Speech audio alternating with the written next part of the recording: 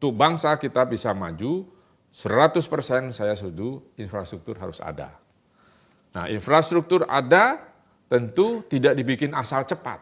Yang sekarang ini asal cepat, kereta cepat. Udah molor berapa bulan, cost overrun-nya tinggi sekali. Dan belum selesai sampai hari ini saya masih membantu. Karena padahal saya orang paling keras mengkritik kereta cepat, tapi ketika APBN masuk, saya harus bantu sampai selesai. Dan itu rumit sekali. Nah, dan tidak diperlukan oleh masyarakat. Masa sih nggak diperlukan, bro? Sekarang gini, stasiunnya di Halim. Kau dari sini ke Halim berapa? Sejam kalau macet? Wah, bisa ya, bisa ya. Halim ke sana. Itu stasiunnya di situ? Stasiun pertama. Dia tidak connecting dengan yang Tanah Abang atau yang di Manggarai ya? Enggak. Harusnya tadinya di Manggarai asalnya waktu Jepang. Dari Halim, kau ke Padalarang. Padahal kamu ke Bandung kan? Iya. Tapi kau berhenti. Masih jauh kan? Ya masih jauh, tapi berhentinya di Padalarang. Kenapa begitu? Nah, tanya Pak Luhut. Ya, ditetapkan di Padalarang. Tidak ke Tegaluar. Tegaluar itu deponya saja. Ya kau bisa ikut sampai depo bisa. Tapi turun Padalarang. Siapa yang mau naik? Orang nenteng bawa anak, bawa koper, bawa dus mie instan, nunggu angkot. Atau nunggu kereta lokalan. Kan lama bos. Kayak kereta bandara. Kan juga tidak ada yang naik. Karena konektivitasnya nggak ada. Ada tapi lama. Mending naik taksi depan pintu terminal. Kereta bandara belum efektif? Nggak ada yang naik, bos. Karena kereta bandara yang di dalamnya itu bukan di dalam terminal, tapi di luar terminal. Coba kau ke bandara internasional, sebut saja. Kau kan juga traveler. Tapi aku nggak pernah pakai, bos. Ya kalau pakai, masa nggak pernah pakai? Belum pernah pakai. Yang di sini? Yang di sini? Ya nggak tahu kau di luar negeri. Oh, di luar? Nah, kan kau pakai efektif, bos. Turun, kau bawa boarding pass. Iya. Naik kereta ke terminal mana? Iya, betul. Kalau di sini kan, kau turun, naik kereta itu muter. Baru check-in, terus kau jalan kaki. Iya. Kereta itu awalnya, saya ikut dari awal, dari lombanya segala, itu ada di dalam terminal. Tetapi tiba-tiba dibangun keluar di terminal. Siapa yang bikin seperti ini? Hah? Yang kan Pak Menteri Perhubungan lah tanya. Kenapa dipindah ke depan? Padahal ini di dalam. Desain awalnya tuh di dalam. Saya ngerti betul karena saya ikut. Di dalam. Jadi antara terminal 1, 2, 3, 4 namanya, itu di dalam. Dulu check-in counter common-nya, itu antara terminal 1, terminal 2. Berhenti cet kayak di Singapura itu, kau turun, kau check-in, terus boarding pass, kau naik itu. Ke terminal mana, gate berapa, betul. Udah. Ya di seluruh dunia. Semua begitu. Di Dubai, di Doha. Kalau kita di luar. Itu di luar. Jadi yang naik itu pekerja. Padahal dulu di luar itu ada Damri yang mutar, terminal 1, 2, 3 itu ada Damri. Kenapa ada kereta itu? Itu 900 miliar. Jadi sekarang mubazir, bos. Itu yang saya bilang kenapa saya kritisi. Karena sebenarnya saya juga nggak dapat duit dari kritis itu kan, tapi maksudnya yang bener lah. Dulu saya pernah ingat awal-awal Pak Jokowi, pokoknya harus bangun infrastruktur, dikorupsi silahkan kalian korupsi, tapi barangnya ada. Saya selalu bilang gitu waktu itu. Nah ternyata karena pengalaman Hambalang kan, barangnya nggak ada, ini barangnya ada jadi. Yang sekarang jangan jadi, tapi harus 30 tahun tahan, 1 tahun udah jebol. Nah cuman ini, gitu. Itu kenapa saya keras, karena itu kos buat kami, buat kita bangsa Indonesia. Kertajati. Kenapa dengan Kertajati? Kertajati itu kan diantah berantah begitu. Siapa yang mau naik di Majalengka?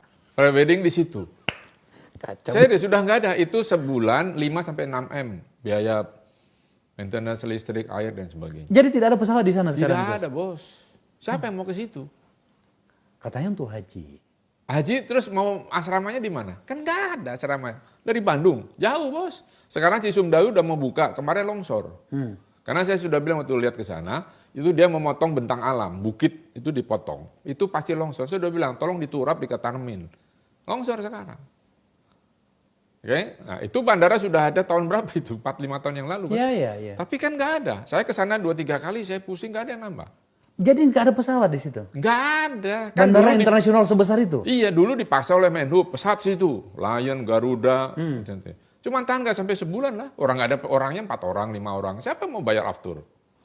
Yang paling lama bertahan Citylink, akhirnya cabut. Di situ udah dikasih bis gratis dari Bandung. Tapi orang Bandung nggak mau naik bis Damri itu. Kenapa? Karena bukan Mercedes, bos. Lu itu terantangan bicara, saya wawancara kok. Damri juga baru dibayar mungkin akhir tahun. Jadi perencanaan inilah yang saya kritisi. Ini kan Oke. uang. Tadi kan kita bicara darat itu kereta cepat Jakarta-Bandung. Sekarang udara Kertajati. Sekarang laut Laut Patimban. Palembang. Apa yang terjadi? Begini, Patimban itu kan Pak Presiden mengatakan bahwa ini pelabuhan kedua terbesar setelah Tanjung Priok. Artinya mother vessel yang gede-gede akan berlayar di situ. Kesanalah saya lihat. Dalamnya cuma 7-9 meter. 7 sampai 9 meter. Itu kan sudah Ya nggak bisa, kapal mother vessel yang gede nggak bisa masuk, bos. Kandas dia. Oh, oke. Harusnya 14 meter. 14 meter. Coba dikeruk. Udah dikeruk, naik lagi. Kita pakai heli dari atas ngelihat, oh kira-kira 300-400 meter ada muara sungai. Nah disitulah sedimentasi lari ke situ. Satu. Kemudian juga ada salah konstruksi di pelabuhannya itu. Nah terus gimana? Jadi belum ada kapal ke sana. Itu waktu itu diresmikan, belum laporan ke IMO, belum laporan tanda-tanda rambu-rambu belum ada, sudah diresmikan. Saya cuma bilang, ini kan pelabuhan swasta loh, ini 43% atau 42% CT, sisanya Indika, lalu ada Pelindo, karena Pelindo BUP-nya harus BUP 10%. 10%. Ya sisanya kan Jepang, tapi Jepangnya belum masuk-masuk nih.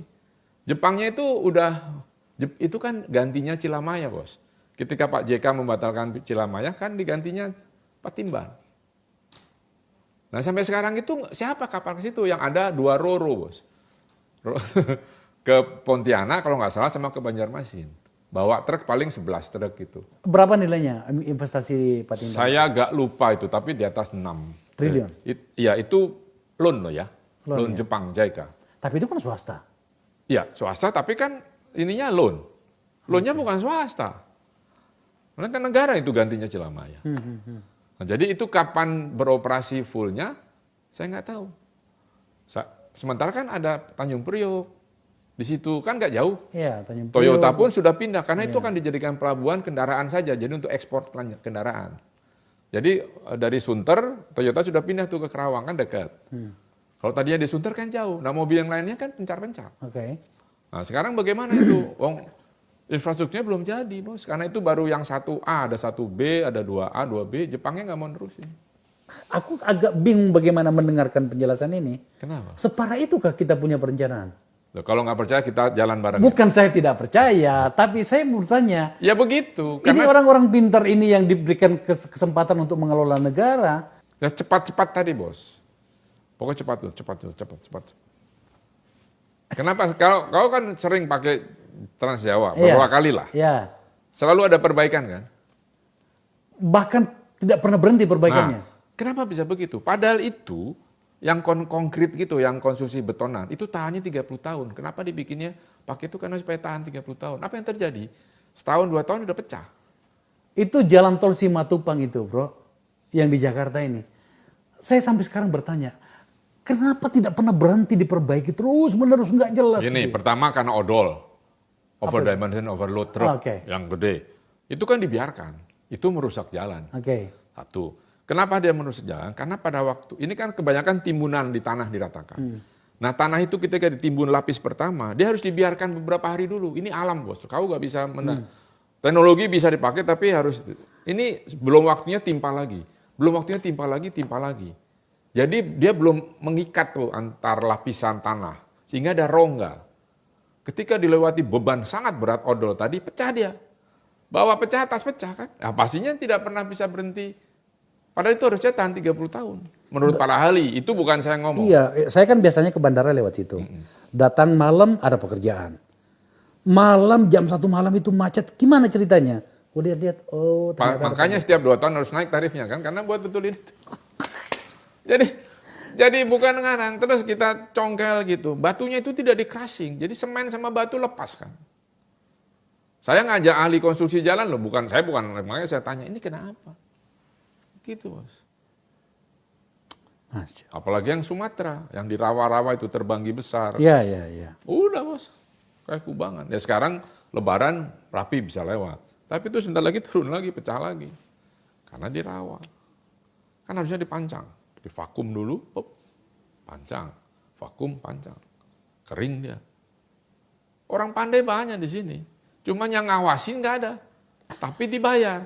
Coba kau lihat bedanya bangunan LRT dengan MRT, kan berbeda. Iya.